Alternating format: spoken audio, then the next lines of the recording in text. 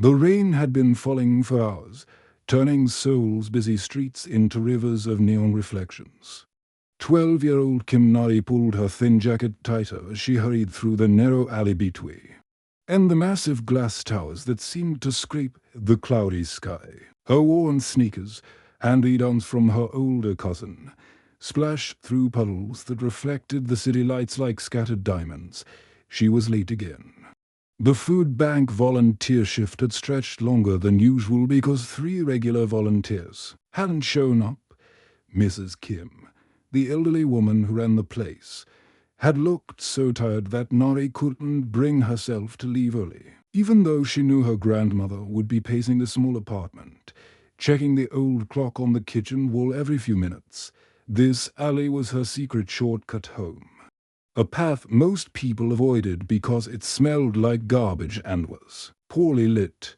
But Nari had walked it hundreds of times, and she knew every crack in the pavement, every loose brick in the walls. It cut 15 minutes off her journey, which meant 15 fewer minutes of her grandmother's worried face. Tonight felt different, though.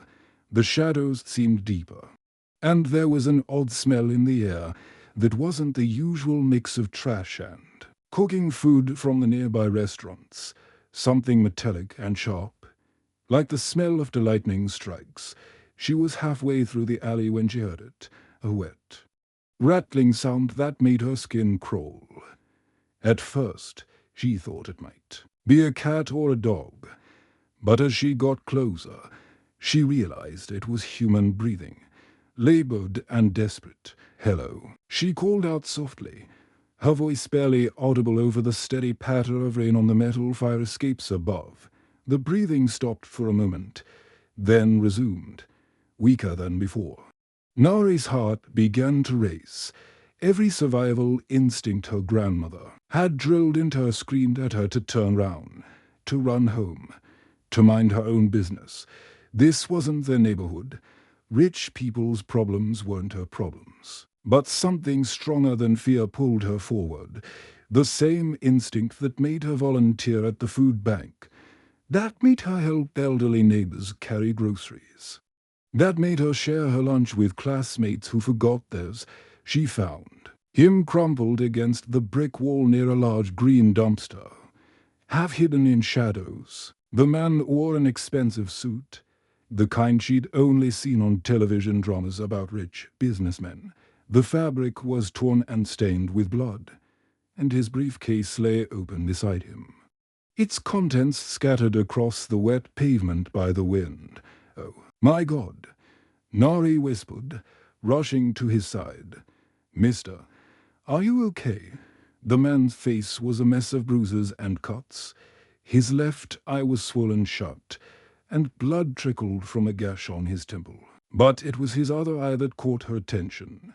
It was wide with terror, darting round as if he expected his attackers to return at any moment. "Help me," he whispered, his voice barely audible. Nari knelt beside him, ignoring the cold water soaking through her jeans. Her grandmother had been a nurse before she retired, and she'd taught Nari basic first aid. "Don't try to move," she said, trying to keep her voice calm and steady. "I'm going to call for help." As she fumbled for her phone with shaking hands, her eyes fell on the papers scattered around the briefcase. They weren't normal business documents. Instead of Korean or English text, they were covered in strange symbols that seemed to shimmer and move when she wasn't looking directly at them. The symbols were carved into what looked like metal sheets rather than printed on paper, and they glowed faintly with a blue-green light. "What is this?" she murmured. But before she could examine them closer, the man grabbed her wrist. Don't touch those," he gasped. "Dangerous. Not from here. Not from here." "What do you mean?" The man's good eye focused on her face with surprising intensity. "My name is Park Ji-won," he said, each word clearly an effort. "Remember that name, child. Remember everything you've seen here tonight." Nari dialed 119, Korea's emergency number. while keeping her other hand pressed against a bleeding cut on the mansarm. "Yes. I need an ambulance in the alley between the handsome building, the SK Tower. There's a man who's been badly beaten." As she gave the dispatcher the location, she noticed something else strange. The rain wasn't falling normally round them. It seemed to bend and curve in the air, as if something invisible was deflecting it. And there was that smell again, sharp and metallic, like heated metal. They came from the sky. Park Ji-won whispered, his voice growing weaker. 3 of them, they looked human, but they weren't. Their eyes were completely black, like holes in space. Nari felt a chill that had nothing to do with the rain. "You're hurt. You're probably confused. Just rest until the ambulance gets here." "No, you don't understand." He gripped her wrist tighter. "They weren't after my money. They wanted these." He gestured weakly at the scattered metal sheets there. "Not from Earth. Nothing about tonight is normal." In the distance, sirens began to wail, growing closer. But as the sound approached, Park Ji-won's expression became more desperate. "Listen to me carefully," he said, his voice urgent despite his injuries. "When they ask you what happened, tell them you found me like this. Don't mention the papers. Don't mention what I told you about the attackers. Promise me. But why? Because if you do, you'll be in as much danger as I am. These aren't ordinary criminals. They're something else entirely. And they're not done with me yet." The paramedics arrived within minutes, their red and white ambulance lighting up the dark alley like a beacon. 2 men in blue uniforms jumped out, carrying medical equipment and moving with practiced efficiency. Nari stepped back to give them room, but she kept watching Park Ji-won's face, which had grown pale and sweaty. "What happened here?" the first paramedic asked as he checked Ji-won's pulse. "I found him like this," Nari replied, exactly as Ji-won had instructed her. "He was already hurt when I got here." The second paramedic was examining the head wound. "Looks like he was attacked. Multiple blunt force injuries. We need to get him to the hospital immediately." As they worked, Nari noticed something strange happening to the scattered metal sheets. They were slowly dissolving in the rain, turning into a silvery liquid that flowed toward the storm drains. Within minutes, there would be no evidence of their existence. The paramedics lifted Ji-won onto a stretcher, strapping him down and connecting him to various monitoring devices. His breathing was shallow, and the machines beeped steadily as they wheeled him toward the ambulance. Just as they were about to load him inside, Ji-won's eyes snapped open. His good hand shot out with surprising speed, grabbing Nari's wrist with a grip that was much stronger than someone in his condition should have had.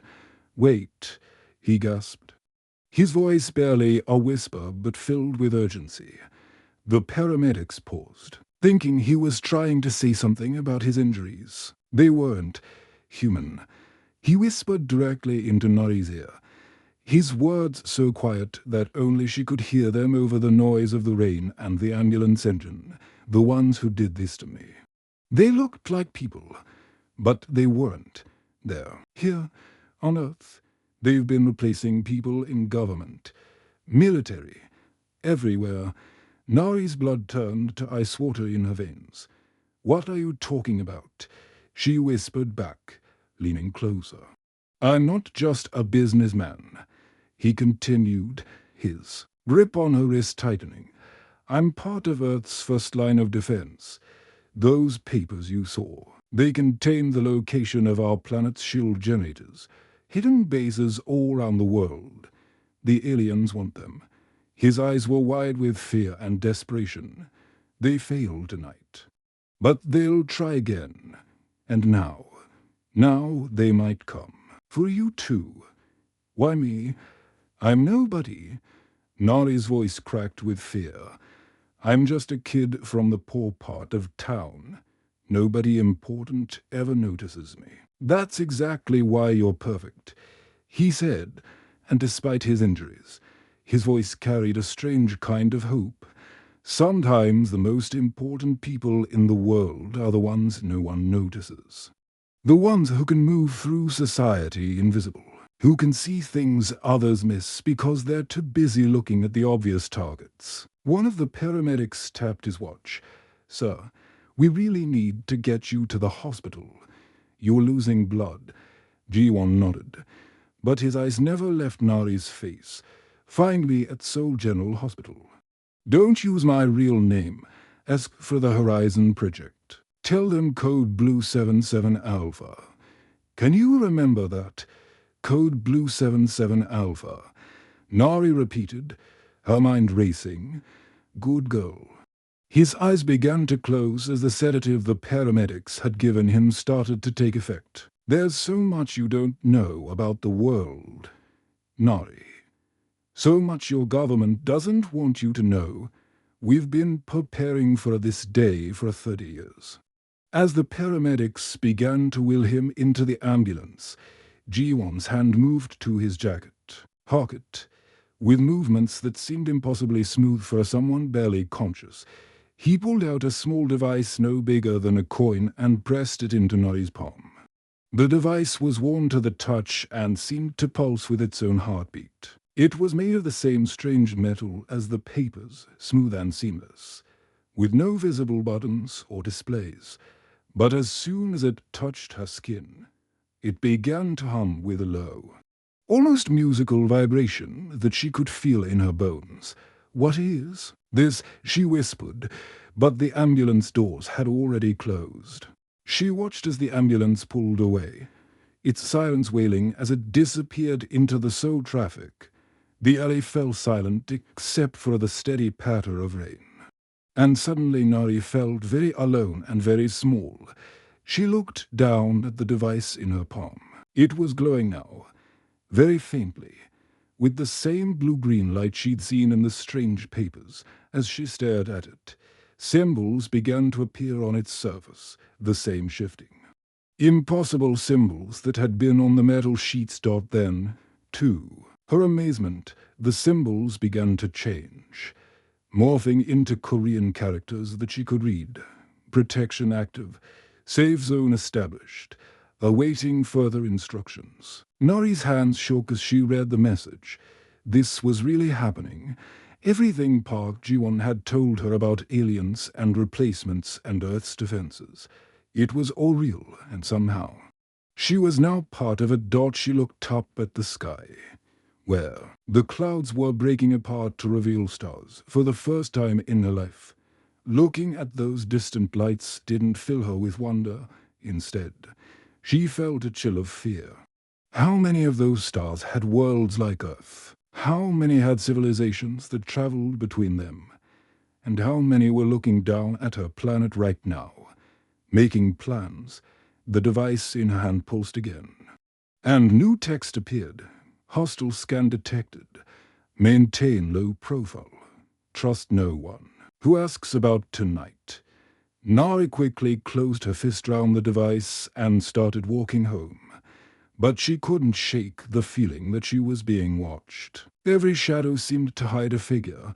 Every parked car might contain someone waiting for her. When she passed under a streetlight, she thought she saw something move in her peripheral vision. But when she turned to look, nothing was there. By the time she reached her apartment building, she had made a decision. Tomorrow, she would find a way to get to Seoul General Hospital. She would ask for the Horizon Project, and she would learn the truth about what was really happening to her world. But tonight, she would keep Park Ji-won's secrets, and she would keep the device hidden. Because if he was right, if there really were aliens walking among them, then everything she thought she knew about the world was about to change forever. 3 days felt like 3 years to Nari. She hadn't slept properly since that night in the alley, tossing and turning in her small bed while her mind raced with questions and fears. Every time she closed her eyes, She saw Park Ji-won's battered face and heard his whispered warnings about aliens walking among them. The device he'd given her had gone silent after that first night. But she could still feel it humming softly in her pocket wherever she went. She'd tried to examine it more closely, but the strange symbols only appeared when she wasn't looking directly at them. Like trying to see stars that vanished when you stared at them. What made everything worse was that she was starting to see things, wrong things, things that made her skin crawl and her heart race. It started with her new homeroom teacher, Mr. Park. He'd arrived at school just 2 weeks ago, replacing their beloved Mrs. Lee, who had supposedly moved to Bizen. But there was something off about him that Nari couldn't quite put her finger on. It took her 3 days to realize what it was. He never blinked. Not once. She'd spent entire class periods watching him, waiting for those natural involuntary blinks that every human does dozens of times per minute. They never came. Then there was Officer Kim, the policeman who directed traffic at the busy intersection near her school. Yesterday, while waiting for the light to change, Nari had glanced at him and then at his reflection in the storefront window behind her. The reflection showed a man with the same uniform and the same stance. But the face was completely different. The reflection's eyes were solid black, like holes in space, and its mouth was too wide, stretching almost to its ears. She'd blinked hard and looked again. But the reflection was normal. Officer Kim had turned to look at her then, and his smile had been perfectly human, perfectly friendly. But something cold had settled in her stomach, and she'd run all the way home. Electronics round her neighborhood were acting strange too. The old television in her apartment building's lobby kept switching channels by itself, always stopping on static-filled screens that seemed to show shapes moving in the white noise. Cell phones would ring with no one calling, and when people answered, they'd hear only a low humming sound that made their teeth ache. The ATM at the corner store had started displaying messages in the same strange symbols she'd seen on those metal sheets when she'd pointed it out to the store owner. He'd looked at her like she was crazy and showed her a screen displaying perfectly normal Korean text. By the 3rd day, Nari was starting to wonder if she was losing her mind. Maybe the stress of what she'd witnessed had broken something in her brain. Maybe she was seeing things that weren't there, but the device in her pocket kept humming deep down. She knew everything Park Ji-won had told her was true. Getting to Seoul General Hospital without her grandmother noticing was easier than she'd expected.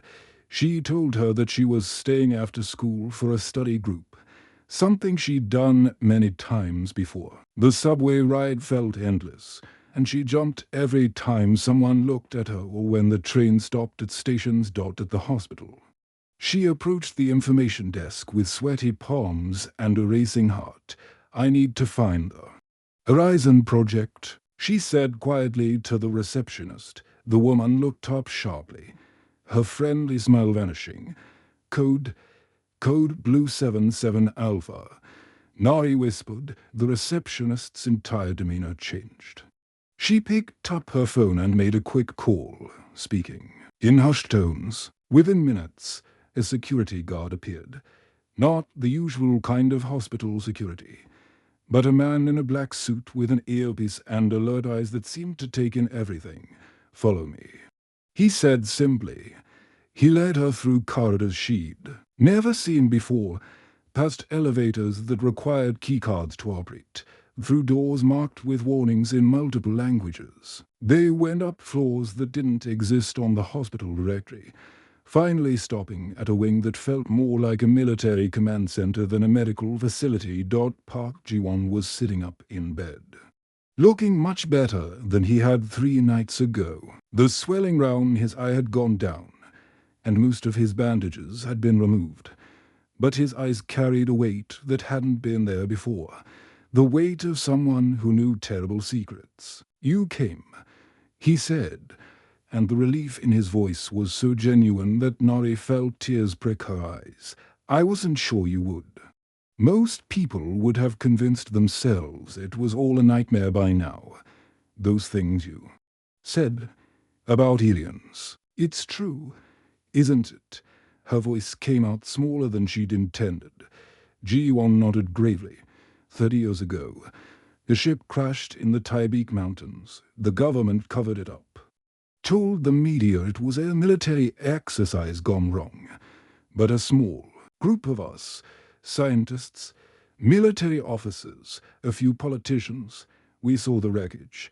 We saw the bodies. He pressed a button on his bedside table, and the wall opposite his bed flickered to life, displaying what looked like a holographic map of Seoul.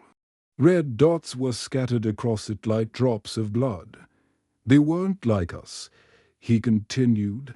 They were scouts, sent ahead to study our world. But they were dying, their ship too damaged to repair. Before they died, they told us that others would come, not in 30 years, not in 50, but soon, and when they did, they wouldn't come as conquerors, they'd come as replacements. Nari stared at the map, her mouth dry. What do the red dots mean? Each dot is a confirmed replacement. They've been arriving for 6 months now, taking over key positions in government, military, police, media. They're methodical, patient. They study their targets for weeks before making the switch. How many are there? In Seoul alone, over 300 that we've identified. Worldwide, we estimate thousands. He pointed to clusters of red dots around government buildings and military bases. But they have a weakness. They can't detect what they consider irrelevant targets. People who don't matter in their grand plan. Like poor kids from the slums. Like brave young women who risk their lives to help strangers. He corrected gently. He reached into his bedside drawer and pulled out a small device that looked like a hearing aid. This is a quantum communicator. It will let you talk to me and my team without the aliens detecting our communications. But more importantly, it will let you see them for what they really are. Nari took the device with shaking hands. What do you mean? Put it in your ear and look at the map again. She did as he said, and immediately gasped. The red dots were no longer just dots. They were moving, pulsing shapes that seemed to writhe and shift, and she could see lines connecting them, like a vast web spreading across the city. They're coordinated. She whispered, they're all connected. Now you're beginning to understand the scope of what we're facing. Park Ji-won's voice was deadly serious. I need your help. Nari, you can go places I can't, see things they'll overlook. You can be her eyes and ears in the places they consider beneath their notice. Nari looked at the map. At the spreading web of alien infiltration, at the city she'd called home her entire life. Everything she'd thought she knew about the world was crumbling round her. Will you help me save our world? He asked. She thought about her grandmother, about her friends at school, about all the innocent people who had no idea what was happening round them. She thought about the strange teacher who never blinked and the policeman with the wrong. Reflection, yes, she said, her voice stronger than she felt. I'll help you. Over the following weeks, Nari's life transformed in ways she never could have imagined. On the surface, everything looked normal. She still went to school, still volunteered at the food bank, still helped her grandmother with grocery shopping. But underneath this ordinary routine, she was living a double life as Earth's most unlikely spy. The quantum communicator that Park Ji-won had given her changed everything. Not only could she see the aliens' true forms through its advanced technology, but she could also communicate with a secret network of human resistance fighters scattered across the globe. Scientists in underground laboratories, military officers who had gone into hiding, and ordinary citizens who had stumbled onto the truth. All connected by technology that was 30 years ahead of anything the public knew existed. But the most surprising discovery was that the aliens had made a critical error in their invasion plan. They had studied human governments, military structures, and corporate hierarchies, but they had completely underestimated the power of human community bonds. They saw poor neighborhoods like Nari's as irrelevant, filled with people who didn't matter in the grand scheme of world domination. They couldn't have been more wrong. Nari's network of friends, neighbors, and fellow volunteers became an intelligence web more sophisticated than any government system. These were people who knew their communities inside and out, who noticed when something was different, who cared enough about their neighbors to pay attention to details that powerful people overlooked. Her best friend, Liana, was the first to join the network without even knowing it.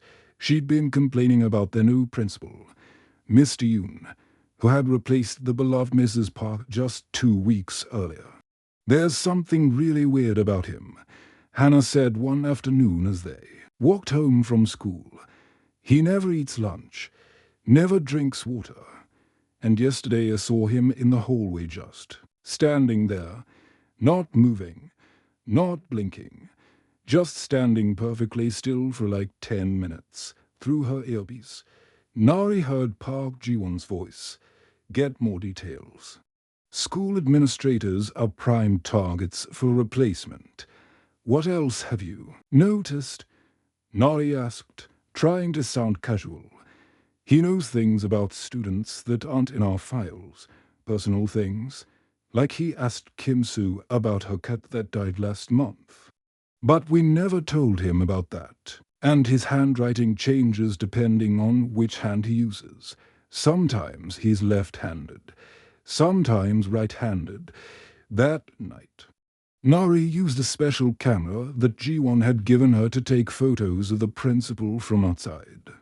His office window, through the quantum communicator's filters, the images revealed something terrifying.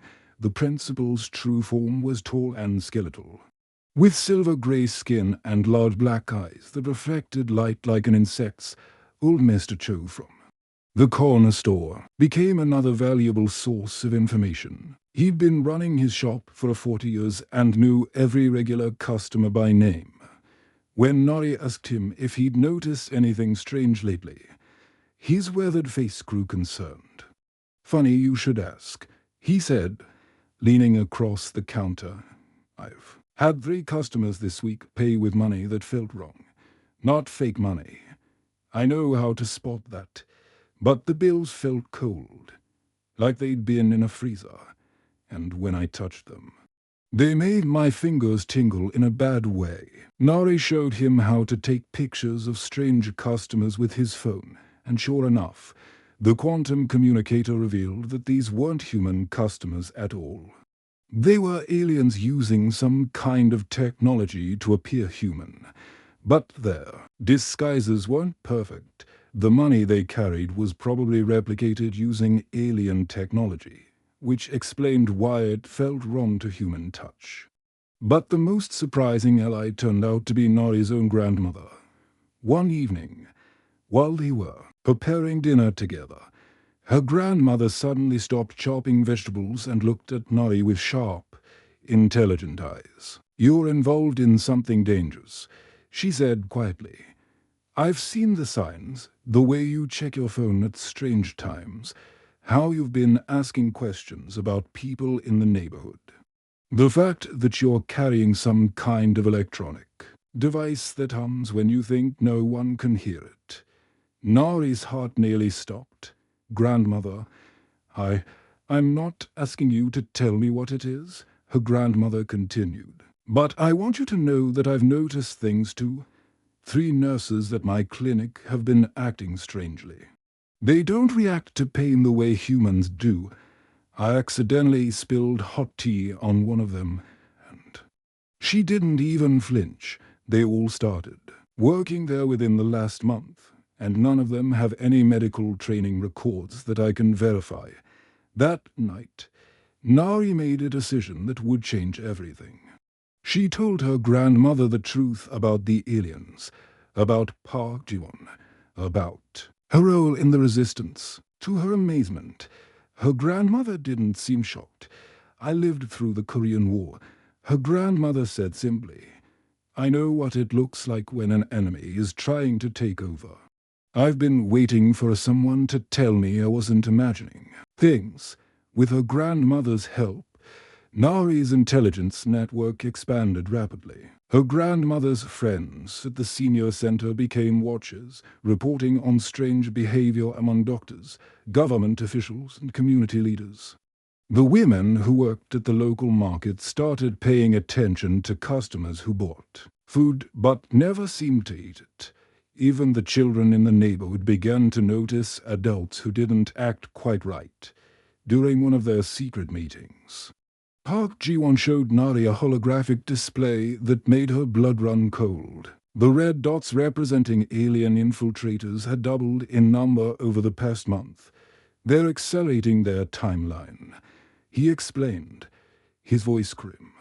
"My sources indicate they're planning something big. A coordinated strike to take out Earth's leadership and disable our defenses. We estimate they have less than 2 weeks before they make their move." "How many of them are there now?" Nari asked, staring at the map of Seoul covered in red dots. "Hundreds in Seoul alone, thousands worldwide. But we've discovered something important.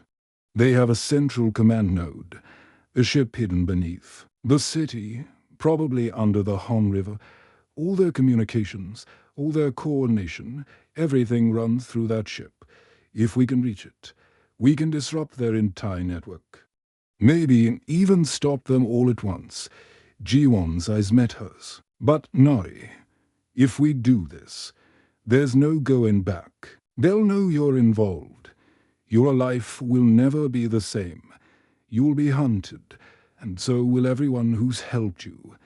Nari thought of her grandmother, who had survived war and occupation and had chosen to fight again. She thought of Hannah, who trusted her enough to share her observations. She thought of Mr. Cho, who had lived in this neighborhood for decades and deserved to continue living there in peace. She thought of all the ordinary people who had no idea that their world was about to change forever. "Some things are worth risking everything for," she said, her voice steady despite the fear in her heart. Ji-won nodded. "Then we begin tomorrow. The fate of every human on Earth now depends on a 12-year-old girl and her network of friends and neighbors. If that's not proof that humans are special, I don't know what is." The Seoul International Summit was supposed to be the most important diplomatic gathering in decades.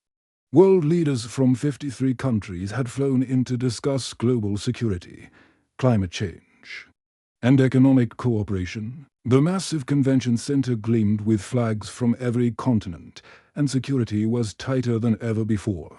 What the thousands of attendees didn't know was that nearly half of those world leaders were no longer human. Park Ji-won watched the live coverage from his hidden command center beneath the city, his face grim as he recognized the signs that only he and his team could see. The way certain presidents and prime ministers stood perfectly still during the national anthem. The way their eyes reflected light differently under the bright camera flashes. The way they never seemed to blink or sweat despite the hot television lights. "They're making their move," he said into his communicator. "Nari, are you ready?" 12-year-old. Nari stood on a rooftop overlooking the Han River, her heart pounding as she watched the water begin to churn and bubble. Something enormous was rising from the depths. Something that had been hidden there for months, waiting for this moment. "I'm ready," she replied, though her voice shook slightly. "Everyone's in position." The aliens' plan was brilliantly simple. During the summit's closing ceremony, when all the world's leaders were gathered in one place, they would reveal themselves and announce humanity's surrender. Any resistance would be crushed by their advanced technology, and their network of replacements in every major government and military organization. But they had made one crucial mistake. They had spent so much time studying humanity's power structures that they had completely ignored the power of ordinary people working together. As the alien command ship began to rise from the Hun River, its black hull glistening with strange symbols, Ji-won's high-tech equipment started failing. Screens went dark, communication systems shut down, and even his quantum communicators began to malfunction. "They're jamming everything," he shouted into his dying radio. "All our technology is useless."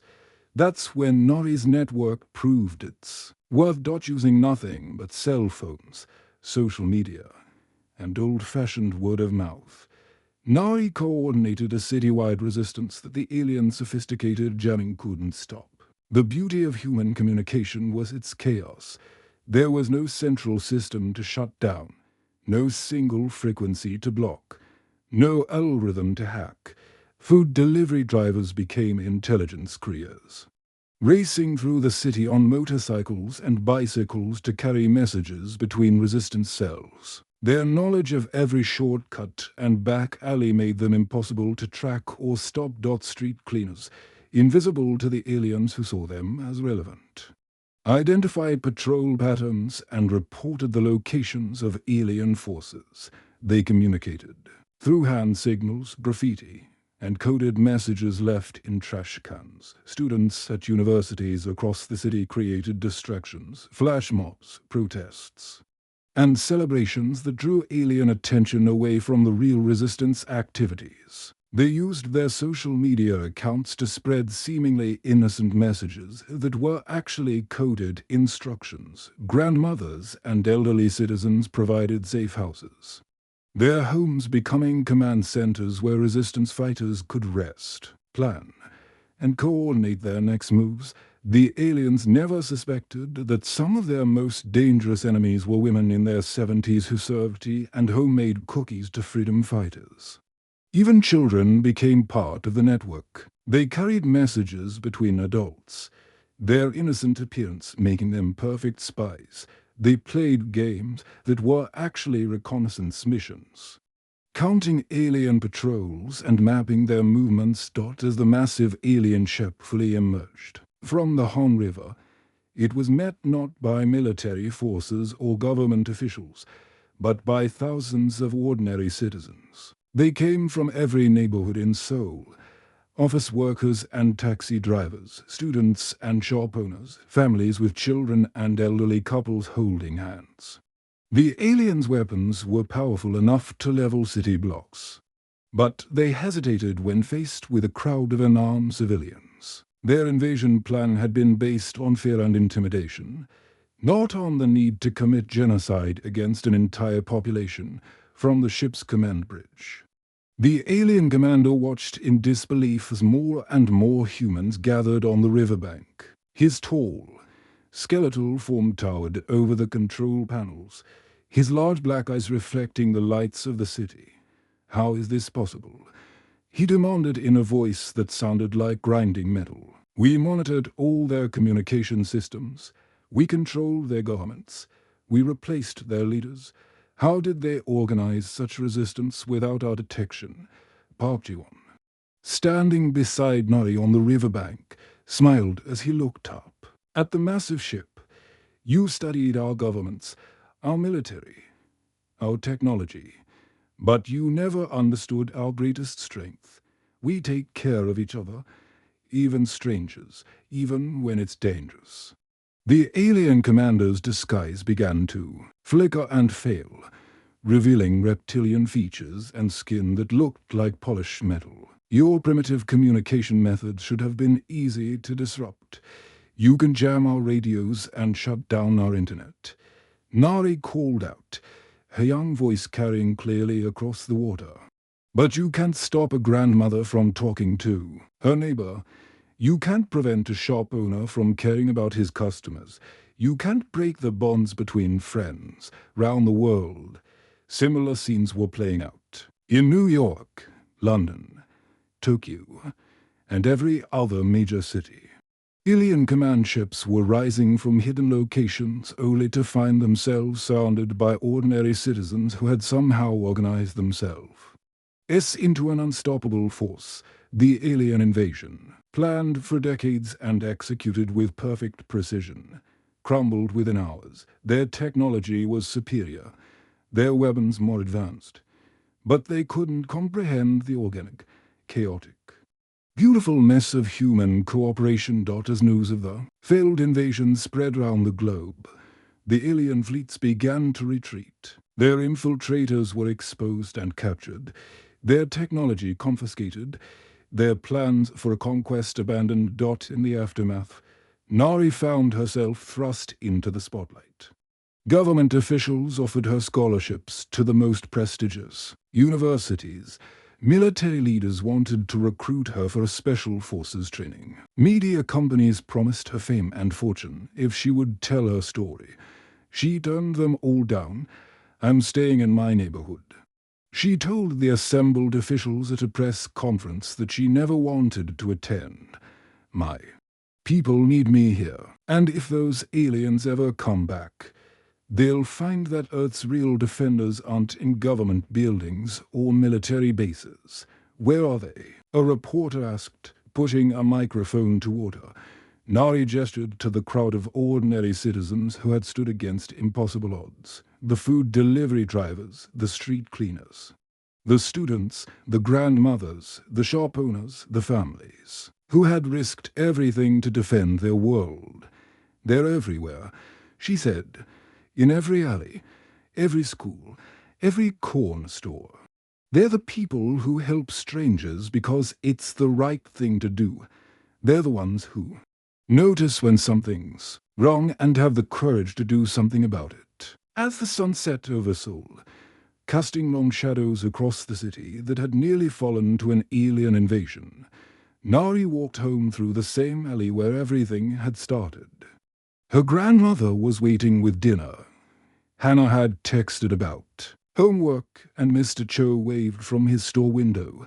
The world had changed forever. Humanity now knew they weren't alone in the universe. But what mattered most? The bonds between people, the willingness to help each other, the strength that came from communities working together, remained stronger than ever. Sometimes the most important heroes are the ones no one sees coming. Sometimes the greatest victories are won not by armies or governments, but by ordinary people who decide that some things are worth fighting for. And sometimes the fate of an entire world rests in the hands of a 12-year-old girl who was brave enough to help a stranger in a dark alley. The end.